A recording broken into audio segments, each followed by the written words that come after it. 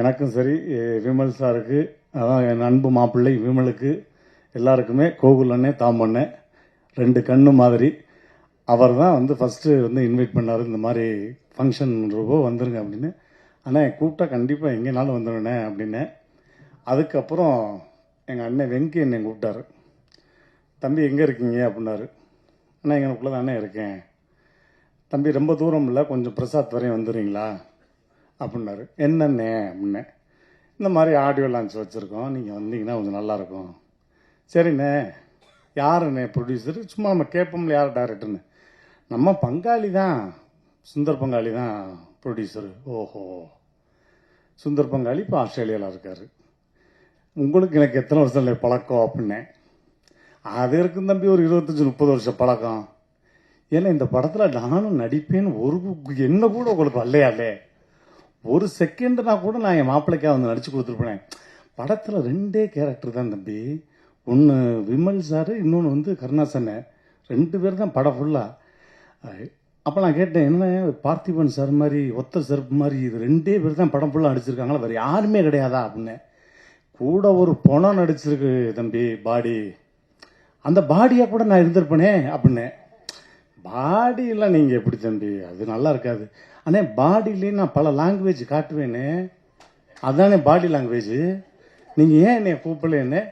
அடுத்த படத்துக்கு கண்டிப்பாக கூப்பிட்டுறேன் அப்படின்னு. எது ஆடியோ லான்ச்சுக்கான்னு கேட்டேன். அதனால் அதுவும் நான் சொல்லிடுறேன், அடுத்த படத்துக்கு இருக்கணும். அப்புறம் எல்லாரும் கூப்பிட்டாங்க. அதே மாதிரி எங்கள் அண்ணன் கருணாசன் வந்து, அது ஒரு மண் சார்ந்த குழந்தை. அது பாட்டுக்கு ஷூட்டிங் இல்லைன்னா வாக்கியா வரப்பு தோட்டம் துறவு, தலையில் ஒரு துண்டை கட்டிக்கிட்டு மாடை மேய்ச்சமா, நாய்களுக்கு சாப்பாடு ஊட்டினோமா, ஷூட்டிங்னா அப்படியே மாட்டு வண்டியை கட்டிக்கிட்டு அப்படி போயிடுறது, அப்படி வந்துடுறது. எப்பவுமே எங்கள் அண்ணன் மேலே வந்து தமிழக மக்களுக்கு மிகப்பெரிய கிரேஸ் இருக்கு. அண்ணனுக்கு புரிஞ்சிருக்குன்னு நினைக்கிறேன். இதெல்லாம் ஒரு பார்த்திபன் சாருடைய ஸ்டைல் தான். அப்பப்போ நீங்கள் கை தட்டுவீங்கன்றக்காக டக்கு டக்குன்னு யோசிக்கிறது தான். எனக்கு நான் கேமரா பிடிச்சிட்டு உட்காராதீங்க சொல்லிட்டேன். சில பஞ்சஸ் வரும்போது படக்குன்னு நீங்கள் பிடிச்சி கை தட்டினா எனக்கு சந்தோஷமா இருக்கும். மாப்பிள்ளை சும்மா பேசினாலே காது கேட்காது, இதில் உடம்பு வேற சரியில்லையா?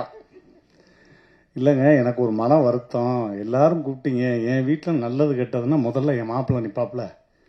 மாப்பிள்ளை வீட்டில் நல்லது கெட்டதுன்னா முதல் ஆளாக நான் நிற்பேன். இப்படி ஒரு ஆடியோ லான்ச்சுக்கு வந்து மாப்பிள்ளை இன்ன வரைக்கும் இந்த செகண்ட் வரையும் கூப்பிடாம இருக்காருங்க அப்படின்னு அவர் சொன்ன ஒரு பதில், உன் வீட்டு ஃபங்க்ஷனுக்கு உன்னைய இன்வைட் பண்ணணுமா அப்படின்னாரு. அப்படியே பாரதிராஜா படம் மாதிரி சலார் சலார் சலார் நடித்த மாதிரி இருந்துச்சு. அது மாதிரி இது எங்களுடைய வீட்டு குடும்ப விழா, அதுக்கு அழைப்புதலே தேவையில்லை. அவர் நார்மலாக பேசினாலும் நான் நிறைய முறை சொல்லியிருக்கேன் உங்களுக்கு.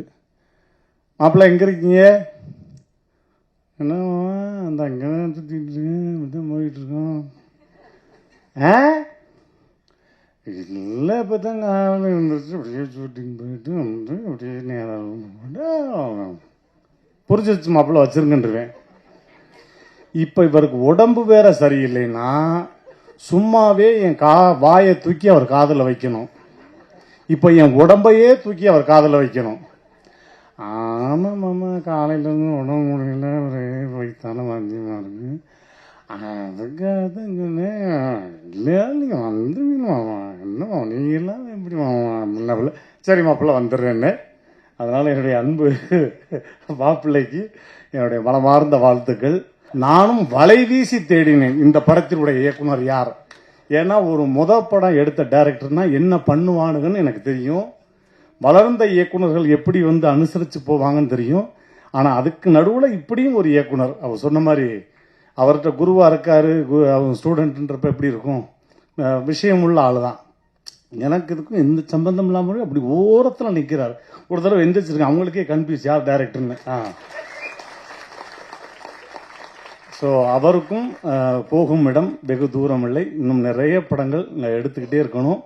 மாப்பிள்ளை எல்லாரோடையும் சேர்ந்து நீங்கள் ஒர்க் பண்ணிக்கிட்டே இருக்கணும்.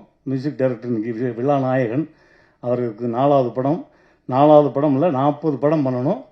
அப்பப்போ மாப்பிள்ளை நானும் கொஞ்சம் கொஞ்சம் நடிப்பேன். மாப்பிள்ளை மன்னர் வகையறாக்க அப்புறம் நானும் என் மாப்பிள்ளை இன்னும் ஒன்று சேராமல் இருக்கும்.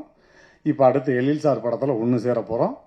அதுக்கப்புறம் கலகலப்பில் என்னன்றது தெரியல, எப்படின்னு பார்ப்போம் மாப்பிள்ளை. இதெல்லாம் அப்பப்போ போட்டுக்கிறது தான். அது காற்று வாக்கில் அங்கிட்டு போயிடுச்சு, அப்படி போன் கால் வந்துடும், அப்புறம் ஒன்று சேர்ந்துக்கிறோம். அந்த மாதிரி இந்த விழாவை சிறப்பிக்க வந்த அனைவருக்கும் என்னுடைய மனமார்ந்த நன்றி. டெக்னீஷியன்ஸ் எல்லாருக்குமே ரொம்ப ரொம்ப நன்றி. கூடுதல் நன்றி அண்ணன் கோகுல் அண்ணனும் தாமு அண்ணனுக்கும் என்னுடைய மனமார்ந்த நன்றி. Thank you. I love you all. செய்திகளை உடனுக்குடனும் துல்லியமாகவும் தெரிந்து கொள்ள சப்ஸ்கிரைப் பண்ணுங்க.